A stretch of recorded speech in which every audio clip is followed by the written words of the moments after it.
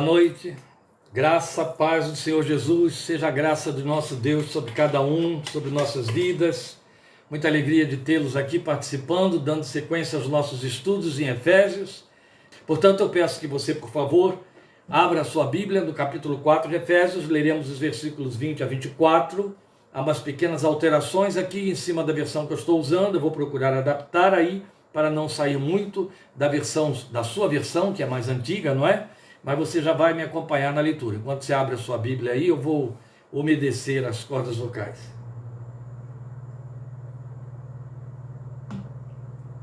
Capítulo 4, versículo 20. Todavia, não foi isso que vocês aprenderam de Cristo, ou não foi assim que vocês aprenderam a Cristo. É assim que você tem na sua versão. De fato, vocês ouviram falar dele e nele foram ensinados de acordo com a verdade que está em Jesus. Quanto à antiga maneira de viver, vocês foram ensinados a despir-se do velho homem que se corrompe por desejos enganosos, a serem renovados no modo de pensar e a revestir-se do novo homem, criado para ser semelhante a Deus em justiça e em santidade provenientes da verdade. Aí está o nosso texto, e ele é sequência do que nós estivemos vendo. Agora nós vamos considerar exatamente a razão por que somos convidados ou exortados a mantermos uma vida de santificação pessoal e a possibilidade dela, uma vez que fomos transformados em nova criatura. O que temos condensado aqui nesses 4 versículos é a declaração, a afirmação da palavra de Deus que reitera aquilo que já estivemos vendo e que existe, que está prescrito em 2 Coríntios 5,17, de que somos nova criação. Não esqueçamos nunca que essa argumentação de Paulo, tanto em 2 Coríntios 5,17, quanto aqui em Efésios 4, de 20 a 24, ela é um esclarecimento, ela é um desenvolvimento pormenorizado da doutrina máxima do Senhor Jesus, quando ele declarou para Nicodemos, ou declarou diante de Nicodemos: necessário vos é nascer de novo. O que é nascido da carne é carne, o que é nascido do alto ou do espírito. O que é nascido do alto é espírito. Então perceba que a decorrência do novo nascimento, o ponto de partida, a única razão, a única garantia de que somos cristãos, de que somos filhos de Deus, de que temos vida eterna com Cristo Jesus, é a partir do momento em que nascemos de novo por obra do Espírito Santo, que, conforme Paulo explica a Tito, ou na carta a Tito, ele nos regenerou, quer dizer, nos fez nascer de novo, ter um novo nascimento. Nós vamos considerar agora, segundo o ensino do apóstolo, essa santificação operante. Esse texto é denso, esse texto é profundo em sabedoria, e nós vamos, é evidente, procurando aqui, já que fazemos uma leitura mais devocional, mais aprofundada da leitura que seria corriqueira do texto bíblico, nós vamos procurar não perder muito dessa densidade, dessa profundidade, mas é evidente que, por mais que a gente mergulhe nela, a gente fica aquém do fundo desse poço profundo. Mas observe que ele inicia, o apóstolo, esses argumentos estabelecendo uma disposição contrária aos argumentos anteriores. Nos argumentos anteriores, ele estava justamente pontuando o que é ser velha criatura. Vocês eram gentios, não sejam mais como gentios. Não vivam mais daquele jeito. Não vivam mais como gentios. Então agora, contrariando aquelas disposições, ele está mostrando como é que se vive. Como é que nós devemos viver. Então é significativo emparelhar esse 4,17, que vimos semana passada, com esse 4,20. Ou seja, o versículo 17 com o versículo 20. Voltando então ao versículo 17 da última lição. Assim eu lhes digo, e no Senhor insisto, que não vivam mais como gentios, que vivem na inutilidade dos seus pensamentos. Versículo 20. Não foi isso que vocês aprenderam de Cristo, ou não foi assim que vocês aprenderam a Cristo. Vocês não aprenderam a Cristo a viver conforme Adão. Então, o aprender a Cristo não é aprender sobre Cristo. Apague isso se isso surgiu aí no seu entendimento, porque está absolutamente errado O apóstolo não pretendeu dizer isso, não disse isso, mesmo na versão que eu estou usando, que traduz esse pronome de forma, essa preposição, de forma diferente da sua, porque na sua está muito bem colocado, nas versões mais antigas, quando diz, não foi assim que vocês aprenderam a Cristo, e a minha diz, aprenderam de Cristo, mas numa e outra instância, em nenhum momento ele está falando, aprenderam sobre Cristo. O que ele está dizendo é, aprenderam conforme o método de Cristo, o modelo que é Cristo. Lá em 4,17, o modelo era Adão, o modelo era a vida gentia, a vida afastada da comunidade de Israel. Aqui o modelo é Cristo. E aí o que ele está dizendo é, não foi assim que vocês aprenderam a Cristo, o modelo que é Cristo. Aqui já temos um ponto, antes de entrar em mais detalhes, muito significativo. Primeiro ele está dizendo assim, não vivam mais daquele jeito. Vocês têm agora um outro jeito sobre o qual aprenderam, ou a respeito do qual aprenderam. E o que nós queremos mostrar aqui aos irmãos é a força do verbo, de que ele está se servindo. Aprenderam, aprenderam. O que ele está dizendo é, lembrem que vocês aprenderam, alguém ensinou. Ora, nós estamos tratando de uma carta que entendemos bem que era circular. Mas pensando em Efésios, nos Efésios, pensando na igreja de Éfeso propriamente dita, isso não foi muito diferente das outras cidades onde Paulo fundou igrejas, mas muito especialmente em Éfeso, porque isso está muito bem relatado em Atos 18 por aí, e já vimos lá, não é? Ele gastou um tempo muito intenso com este povo, trabalhando com esse povo diariamente, ensinando. E o texto de Atos, o texto histórico que descreve a fundação e formação da igreja de Éfeso, mostra que Paulo se dedicou a ensinar. O trabalho era ensinar.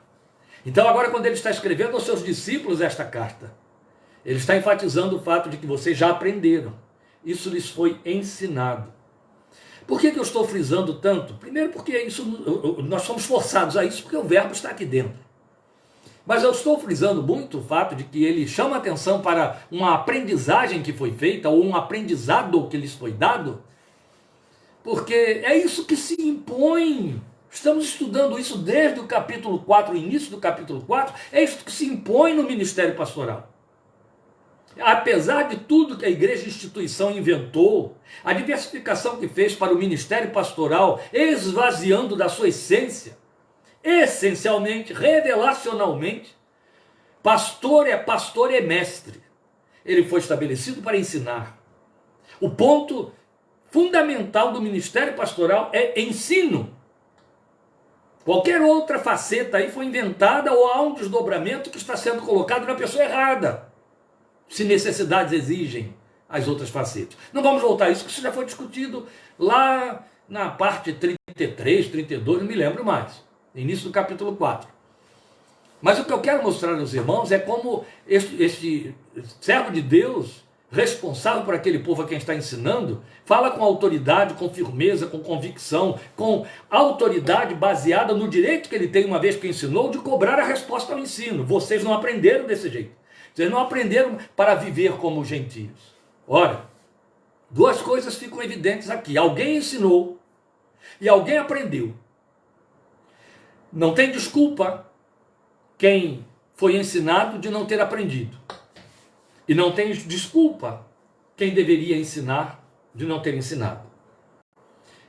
O ensino é inegociável na fé cristã. Jesus estabeleceu isso na grande comissão. Vão, façam discípulos. Aqui já está estabelecida a relação mestre e aprendiz. Ensinando-os a guardar todas as coisas. O verbo está ali. Paulo chega e diz, há um modelo, vocês aprenderam sobre o modelo. Vivam de acordo com o modelo. Cabe a vocês agora acompanharem o modelo a respeito do qual foram ensinados. Então não vamos esquecer que tudo isso está atrelado àquele ensino de 2 Coríntios 5,17. Uma nova criação foi realizada. Se alguém está em Cristo, é nova criação. As coisas antigas já passaram, quer dizer, o ser gentio já passou. Eis que tudo se fez novo. Lembre que isso está muito ligado aqui mesmo em Efésios, no capítulo 2, versículo 10, onde somos ensinados que o Senhor nos criou em Cristo Jesus para a realização de boas obras. É uma nova criação. Essa nova criação foi realizada. Não há desculpa, nenhuma desculpa, Só há lugar para arrependimento. Então não há nenhuma desculpa para vivermos de acordo com a velha vida ou a velha maneira de viver, que ele chama de vã maneira de viver. Que aqui ele vai dizer que são andrajos do velho homem, dos quais temos de nos despir, é o assunto seguinte, não é? Então ele pontua que se trata de uma adesão a um novo estilo de vida que foi ensinado, e segundo aquele texto de Coríntios, segundo os Coríntios 5,17, para o qual nós fomos habilitados. Porque quando segundo os Coríntios 5,17 diz que nós somos, se alguém está em Cristo, é nova criação. Se você fizer uma leitura invertida do versículo, o texto está dizendo, se não é nova criação, se não vive como nova criação, é porque não está em Cristo. A verdade, ela é absoluta, sempre. Aqui, direita para a esquerda ou da esquerda para a direita. Absoluta. Incontestável. Isso foi realizado em nós. O novo nascimento foi operado pelo Espírito Santo. O que estamos sendo exortados desde o versículo 17 é: acompanhem isso que foi feito dentro de vocês. Vivam de acordo com isso que foi colocado dentro de vocês. E aí começam as particularidades, a partir do versículo 20. É onde então, já falamos, ele está usando o verbo aprender. Ele fala de um aprendizado. Agora, é um aprendizado que ocorreu a partir desse modelo a que fomos apresentados. Versículo 21 fala com mais ênfase: de fato, vocês ouviram falar dele, e nele, ouviram falar, mas nele foram ensinados de acordo com a verdade que está em Jesus. Há uma redundância aqui, há um reforço de argumento. Nele foram ensinados de acordo com a verdade que está em Jesus. Ele é o modelo, ele é o padrão. Então ele é o cabeça de uma nova raça, o cabeça de uma nova vida, o cabeça de uma nova forma de viver. Não foi assim que vocês aprenderam a Cristo. Você leu aí no versículo 20.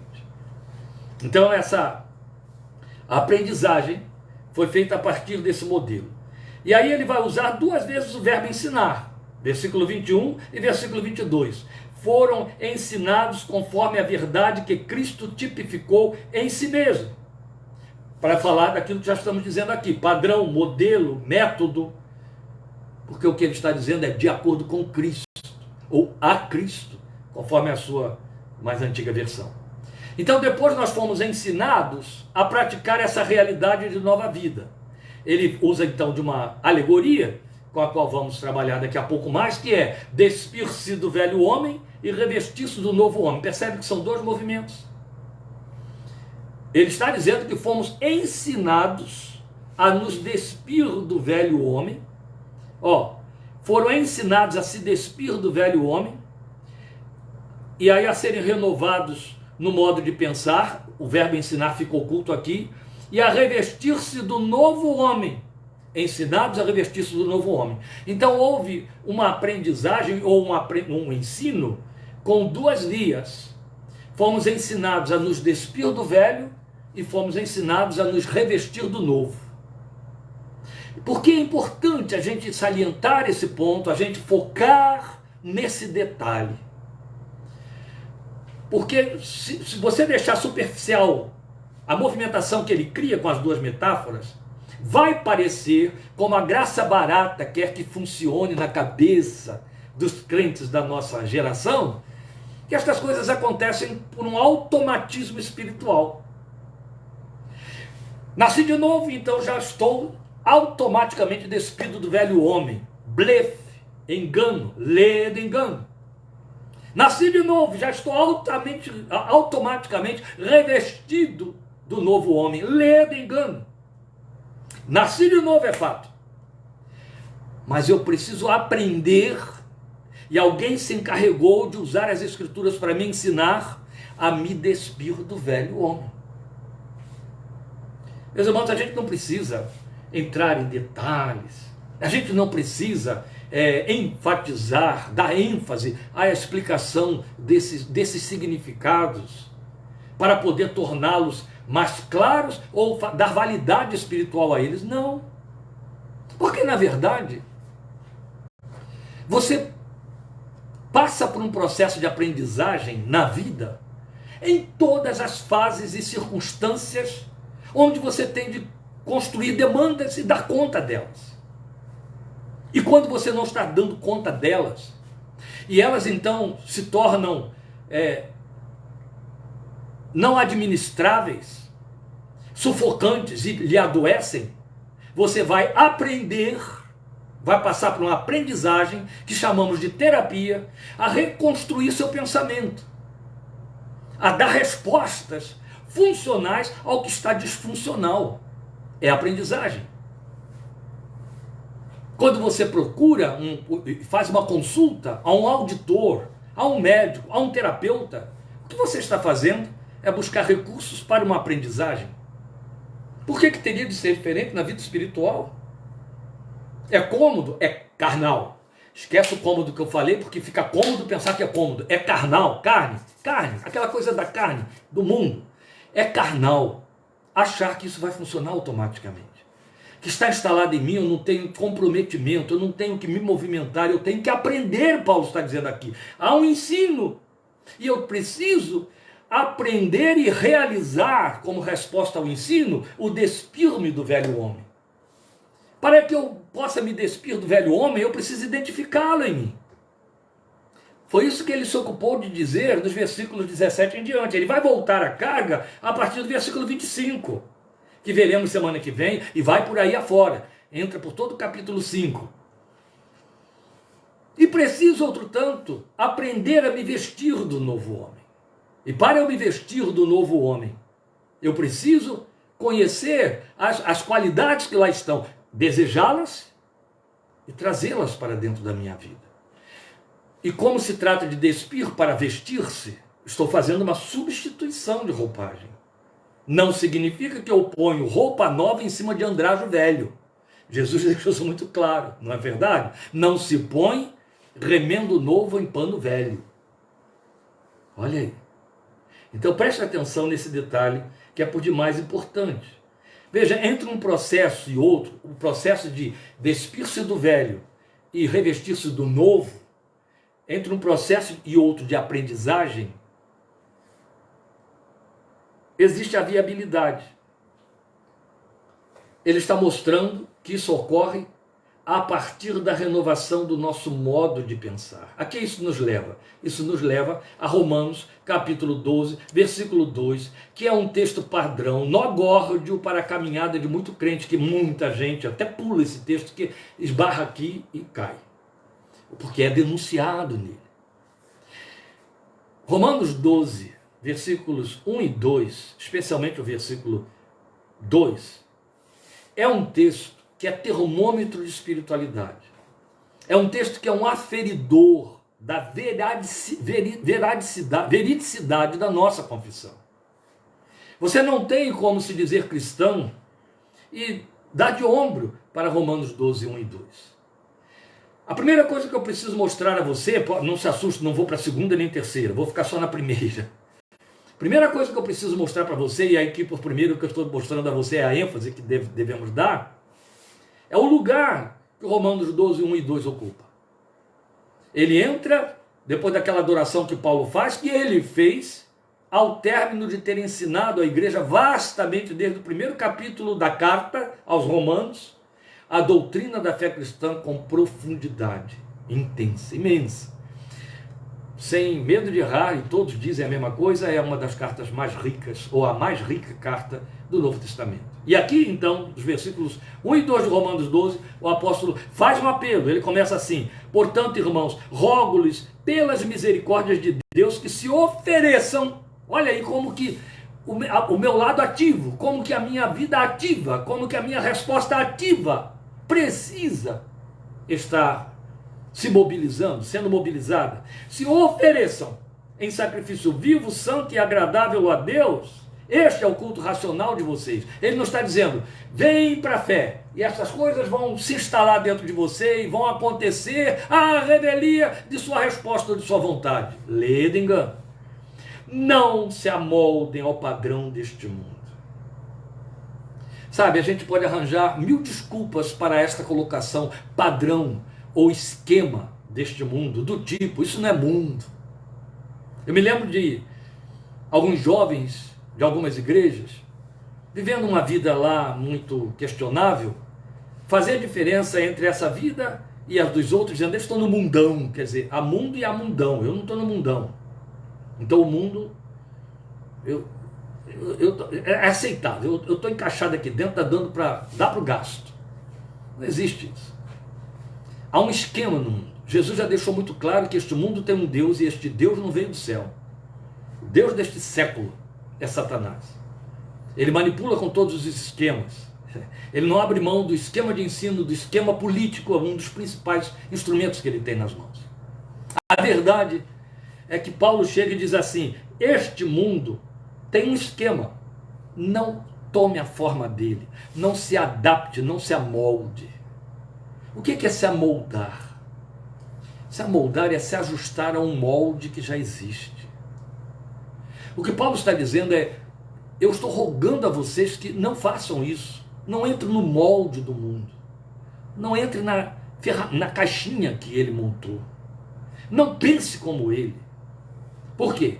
Transformem-se pela renovação. Mudem de forma conforme a mente de vocês, e a ênfase aqui é mente, em Efésios e em Romanos, for renovada. Ocupem a nova forma da informação. A forma que ultrapassa a anterior. A mente foi renovada. Se ela foi renovada, obedeçam a ela, dando a forma que ela informa, que vai ser fora do molde do mundo. Agora é dentro do novo molde. Então o que ele está dizendo é: não se acomodem, não se amoldem ao esquema deste século, mas ultrapassem a sua forma pela renovação da sua mente. Assim vocês serão capazes de experimentar e comprovar a boa, agradável e perfeita vontade de Deus, que é tudo quanto a gente quer e pede todo dia, não é? Ou seja, aqui vai uma denúncia contra todos nós, né? Que a tua vontade seja feita, até cantamos, tua vontade seja feita e nada mais, mas na verdade a gente quer que seja a nossa vontade divinizada. Porque quando a vontade de Deus se estabelece diante de nós, muitas vezes ela azeda. Meus queridos, a verdade é que ele está trabalhando aqui muito a questão do entendimento renovado. Então aqui está o segredo todo o diferencial.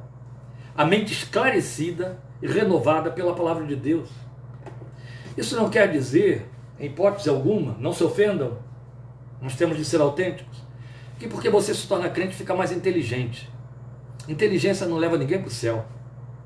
Pelo contrário, Isaías até diz que nem os loucos errarão o caminho.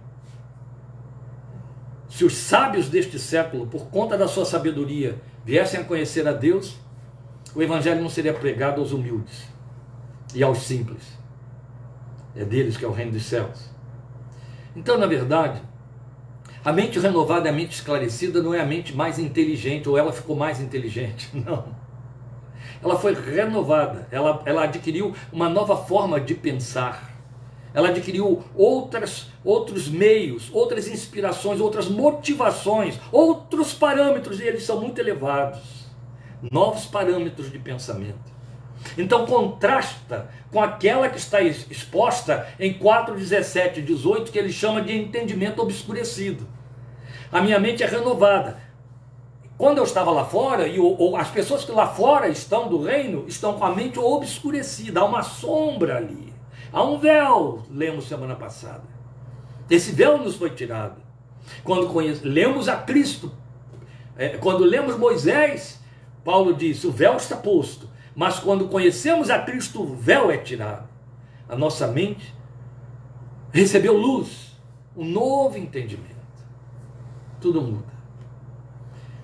Eu vou tornar isso um pouquinho mais explícito, usando de uma liberdade que pode desagradar a alguns. Peço desculpa para aqueles que vão ficar incomodados. É que tem gente que tem tanta repulsa pela ideia de ciências psicológicas e se acham tão superiores ou capazes, que dispensam, acham que podem dispensar qualquer tipo de adjutória do pensamento, que é o que minimamente a psicologia procura fazer.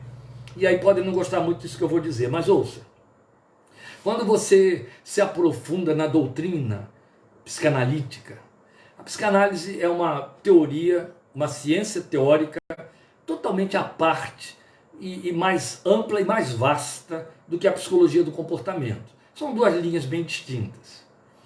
quando você se aprofunda na doutrina da psicanálise, isso vale para a ciência psicológica comportamentalista também, mas especialmente no que diz respeito à psicanálise, que tem um idioma todo seu. O que você observa, especialmente nos estudiosos da psicanálise, nos facilitadores, que são os terapeutas, que se aprofundaram em psicanálise, que estudaram, fizeram curso, fizeram suas leituras, a psicanálise tem a sua própria Bíblia, por assim dizer. A psicanálise tem seus próprios tomos, tem o seu próprio vocabulário, e tem toda uma lente exclusiva para ler o outro e ler a vida. As pessoas que se aprofundam na psicanálise, e mais especificamente então os psicanalistas, eles têm uma mente totalmente condicionada a ver, perceber e ler a vida através dos parâmetros da psicanálise. Isso é bom? Não sei. Isso é mal? Não vou afirmar. Eu só estou dando a você um exemplo de que é desse jeito que funciona, mas isso não vale só para a psicanálise. Isso vale, por exemplo, para o médico. O profissional da saúde que receita, que diagnostica, que faz a semiologia para descobrir, através das queixas e dos sintomas, a etiologia daquele sintoma, a doença que está ali, por onde que veio e como funciona. Ele tem um olho clínico. Eu tenho um tio que é dentista desde a sua juventude, e ele dizia para mim uma coisa que é fato. Ele diz: o dentista, quando conversa com uma outra pessoa, ele olha para a boca. Isso na psicanálise tem um nome, Gestalt, é uma palavra alemã que define a forma como você transfere e se mobiliza e joga para fora e reconhece do lado de fora aquilo que é seu, aquilo que condicionou você, ou que está condicionado a você, seus conteúdos. Gestalt é o que está contido, é o que está lá dentro. Aprendi com uma alemã que há uma diferença de pronúncia que temos que ter cuidado, né? Gestalt, como todo mundo fala, quer dizer lago, não tem nada a ver. E Gestalt significa o contido, que é de que se serve a psicologia ou a psicanálise. Pois bem, o cristão que lê e estuda e aprende a Cristo, ele adquire essa Gestalt, entende? Ele adquire essa forma de ver a vida a Cristo, segundo o modelo de Cristo. É isso que Paulo está chamando de renovação do entendimento. A mente fica tendente a pensar a vida pelo modelo da palavra de Deus e pelo reino de Deus, e ele não negocia para que seja menos do que isso. Então, o que eu estive gastando esse tempo aqui para ilustrar para você é mostrar a você que se as ciências profanas, mundanas, temporais, falíveis, todas elas, impõem isso e obtêm resposta, o que dizer e o que pensar do povo do reino, do povo da palavra? Que Deus espera que respondam de conformidade com esse padrão. Então Paulo está trabalhando muito com a questão da mente. Ele diz: lá a mente está obscurecida, eles não se comportam de acordo com aquele obscurecimento do entendimento. Mas aqui a mente está renovada, está esclarecida, então é de se esperar que o comportamento acompanhe esse esclarecimento, a renovação do entendimento. Isso, de certa forma, nos ajuda a entender quando Deus diz que Ele não leva em conta os pecados da ignorância. Não há mudança de vida via outros meios que influenciam o pensamento, a não ser pela palavra de Deus. Percebe então o peso de conhecer e obedecer a palavra que nos guia, que nos ensina, e a necessidade tremenda que temos dela. Não é por menos que o salmista já tinha dito: como purificará o homem o seu coração? Conforme a tua palavra. Lâmpada para os meus pés é a tua palavra. O ser humano é o que pensa. Alguém já disse com muito acerto, o Iesbe, aquele teólogo que de vez em quando eu cito, repetiu isso. O homem é o que pensa. Pode ser que fisicamente falando você seja o que come, mas espiritualmente falando, psiquicamente falando, você é o que pensa. E é verdade. O diabo sabe disso. E porque sabe disso, ele investe pesadamente contra e no entendimento humano, a ponto de Paulo dizer em Coríntios que ele cega o entendimento. E cega. Você percebe e chega às raias do ridículo as pessoas debocharem de nós porque cremos na primeira página da Bíblia e se jactam de terem um conhecimento superior chamado evolucionismo. Conseguem crer em absurdo e consideram absurdo a nossa confissão feita em cima da vontade determinante de um Deus Criador.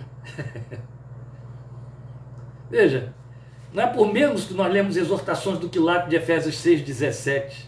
O que Paulo nos diz aqui, capítulo 6, versículo 17, nós iremos lá no tempo devido. Usem o capacete da salvação e a espada do Espírito, que é a palavra de Deus. E aí, veja bem, capacete guarnecendo a mente, e a espada, porque é ela que vai servir de proteção. É muito interessante. Depois nós temos também o clássico texto de Filipenses 4, 7 e 8. A paz de Deus que excede todo o entendimento guardará o coração e a mente de vocês em Cristo Jesus. Finalmente, irmãos, tudo que for verdadeiro, tudo que for nobre, tudo que for correto, tudo que for puro, tudo que for amável, tudo que for de boa fama, se houver algo de excelente ou digno de louvor, seja isto o que ocupe o vosso pensamento. Pensem nessas coisas, ele está dizendo. Percebe como Paulo está preocupado e enfatizando, ele sabe por quê. O cuidado que precisamos ter com a nossa mente.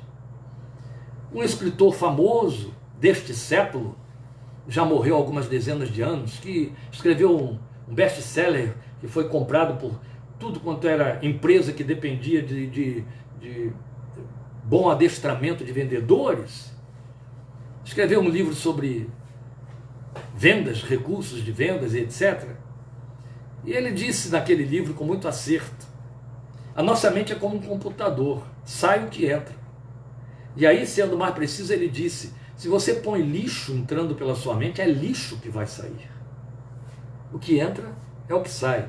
Como disse lá um incógnito aí: o homem é o que ele pensa. E ainda, como se não fosse suficiente, Filipenses 4, 7, 8, Paulo fala em Colossenses 3, 2, está aí pertinho, é logo depois de Filipenses: mantenham o pensamento nas coisas do alto e não nas coisas terrenas. Percebe as ênfases? Porque Satanás está bombardeando.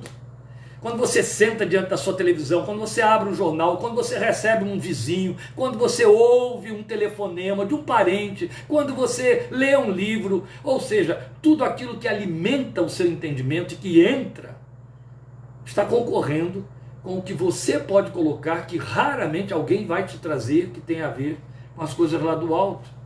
Então essas exortações precisam ser pesadas e postas em exercício. Provérbios 23, 7 diz: como imagina em seu coração, assim ele é. Olha a Gestalt aí, a Gestalt. Como imagina em seu coração, assim ele é. Então, o reforço de todo o argumento do apóstolo está aí no fim do versículo 24, quando ele diz que nós somos criados para sermos semelhantes a Deus em justiça e em santidade, provenientes da verdade. Ou seja, o alvo de Deus, o propósito de Deus. Então aqui está a afirmação que reúne numa só sentença propósito e compromisso. Propósito e compromisso é que sejamos semelhantes a Deus em justiça e em santidade, provenientes da verdade, das Escrituras, não segundo o figurino estabelecido pela igreja, por um grupo, segundo as regras de uma liderança, mas de acordo com a verdade. Então, a verdade que nos estabelece o padrão e que vai nos viabilizar a possibilidade de sermos transformados, porque estamos sendo transformados, para irmos nos assemelhando a Deus, procedentes da verdade. Agora ele está nos falando de atitudes. Já estou ultrapassando 35 minutos, mas é com que vamos fechar a nossa argumentação, então você tem que ter um pouquinho de paciência aí. Veja, ele está nos falando de atitudes. Eu disse que ia voltar a esse ponto, o despir-se e o revestir-se. Lembram? Então há uma metodologia aqui. O pensamento pertinente é o contraste da vida entre duas naturezas antagônicas, que ele chama de velha e nova. A velha natureza, velho homem, o gentio, e a nova natureza, nova criação, nova criatura, novo nascimento. Então, por se tratar de metodologia, devemos observar que o apóstolo se serve de uma alegoria, então, muito apropriada: vestimenta. Veja, quando ele fala assim: vocês foram ensinados a despir-se, versículo 22, a despir-se do velho homem que se corrompe por desejos enganosos. Ele está falando da roupa do homem morto. Começamos tudo isso no capítulo 2, versículo 1, dizendo que é como Deus vê o homem fora de Cristo, morto em seus delitos e pecados. Então ele está falando de mortalha. A velha vestimenta é uma mortalha, ela é própria dos mortos. É a roupa que cobre o morto, que ele leva para a sepultura. E a roupa da nova vida é a roupa do homem ressurreto, o que está vivendo uma nova vida, pensando nas coisas de cima, porque o versículo 1 que eu não li de Colossenses 3 diz, já ressuscitastes com Cristo. Isso está estabelecido. E a mortalha nos remonta ao fato histórico do Lázaro tirado da sepultura, conforme João 11, pelo aquele brado de chamada de volta à vida que Jesus fez à porta da sepultura de Lázaro, né? Então, pelo poder da palavra de vida do Senhor Jesus. Mas Lázaro sai de lá vivo, não é? Porque ele volta à vida depois de 4 dias. Deve ter sido por demais impactante, porque já cheirava mal, foi o que Marta disse. Lembram disso? Pois bem, ele sai de dentro da sepultura, obedecendo a voz de poder de Jesus, mas está todo atado. Os cadáveres daquele tempo eram enrolados em bandagens de alto ao fim do pé, do alto da cabeça ao fim do pé, eram enrolados em bandagens, todas elas umedecidas em ungüentos para preservar o aroma, para que o corpo só fosse sepultado depois de 2, 3 dias. Então, haja unguento e haja bandagem, aquilo era totalmente enrolado, enrolava o corpo inteirinho. E Lázaro sai assim de lá. Volta à vida pelo poder da palavra de vida de Jesus, mas sai do antro da morte tal como ali foi posto, cheio de ataduras, bandagens que o impedem de mover-se como quem está vivo. Estava vivo, mas amarrado. Não é só. A essa altura, a bandagem já não cheirava a unguento, com toda certeza. Então esses andrajos fétidos são a roupa do velho homem, própria para quem está morto. E aí entenda por roupa a nossa manifestação em movimento no mundo e espaço onde vivemos. E aqui a alegoria não está sendo pesada nem forçada. Paulo diz isso, Paulo fala de aroma. Paulo diz que nós somos aroma de vida, porque somos de Cristo, bom perfume de Cristo. Percebe? Porque com a roupa do velho homem, tínhamos o fedor da morte. É a liberdade da alegoria, da imagem vívida de que o Evangelho se serve para nos trazer ensino que marque profundamente a nossa aprendizagem. Então a exortação é: dispa-se dessas bandagens, dessas ataduras, daquilo que impede que você ande com liberdade, que você viva com liberdade, daquilo que leva você a querer ficar bem na fita diante de todo mundo. Não. Dispa-se destas roupas que o mundo aceita porque você se identifica com ele. Eu não estou falando de roupa física, acho que seria um absurdo até peço desculpa por estar pondo esse parênteses aqui, mas eu sei lá, né? É preciso ter cuidado. Estamos usando de uma linguagem alegórica, estamos falando daquilo que é espiritual, estamos falando de testemunho, comportamento. A roupa do velho homem é o comportamento que o mundo suporta. Quando você tem um comportamento que vai na contramão, você se torna alvo de crítica ou de deboche. E se o crente está vivendo como gentio, ele é o primeiro a debochar de você, ele está incomodado. Ele se incomoda com o fato de você ter tido peito, ter tido coragem de andar com uma nova roupagem que denuncia a dele. Você sabe disso. A primeira pessoa que se incomoda com o nosso bom testemunho é o irmão na fé que está vivendo mal na fita. Ele fica muito incomodado, ele está denunciado na maneira dele viver. Ou ele toma distância de você, ou ele começa a te atacar. E eu conheço muito isso, e bem de perto, a respeito de terceiros e outras coisas mais. Então a exortação é: tire as ataduras. Por isso que Jesus disse com respeito a Lázaro: desatai-o e deixai-o ir. Está livre agora, fora do sepulcro. Mas a nova criatura tem vestes bem definidas nas alegorias da Bíblia, de que se serve a palavra de Deus. Qual é a vestidura do novo homem? Ela está bem definida, ainda com linguagem alegórica. também. Foi Jesus quem disse isso. Em Apocalipse capítulo 3, versículos 4 e 5, falando para a igreja de Sardes: andarão de branco comigo, porque ele está fazendo contraste com aqueles que tinham sujado as suas vestes. Essa é uma outra situação aí, muito séria, não é?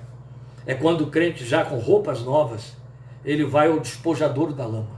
Aí ele suja as vestes novas. E Jesus está acusando a igreja de Sardes, porque está vivendo assim, tendo o nome de quem vive, mas sendo morta. Então ela estava usando ainda andrajos. E aí sujaram as suas vestes. Aí ele diz: mas aquele que se mantiver firme, ele vai andar de branco comigo.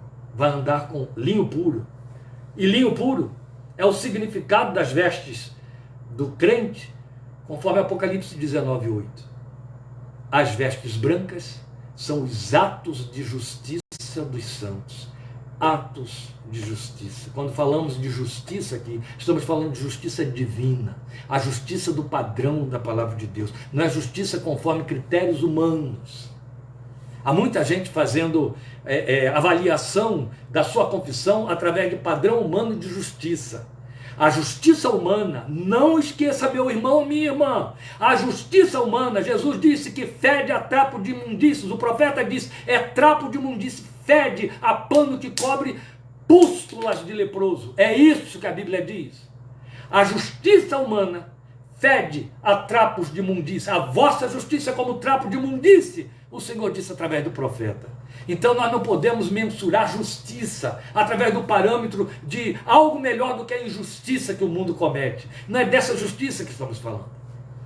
Pelo contrário, o Senhor Jesus deixou muito claro, irmão querido, irmã querida, Jesus deixou muito claro que se a minha justiça, a sua justiça não exceder a deles, não somos dignos do reino de Deus. Aliás, Jesus disse mais do que isso: se a vossa justiça não exceder a dos fariseus religiosos da época, vocês não herdarão o reino dos céus.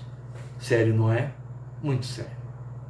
Mas começamos isso tudo dizendo que Paulo estava dizendo: vocês aprenderam, obedeçam ao que aprenderam, para fazer aqui uma denúncia.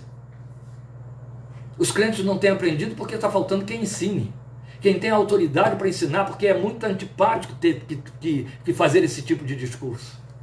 E ninguém, segundo o cumprimento da profecia que Paulo disse que aconteceria, escrevendo a Timóteo, ninguém entra hoje numa igreja e senta diante de um púlpito sem querer algo que lhe dê comichão nos ouvidos. Mas quando recebe confronto, bem, o profeta confronta, não ganha simpatias por isso nem aplausos. Há 40 anos eu me entendo um profeta confrontador. É evidente que, invariavelmente, eu perco plateias, porque as pessoas querem ser gratificadas.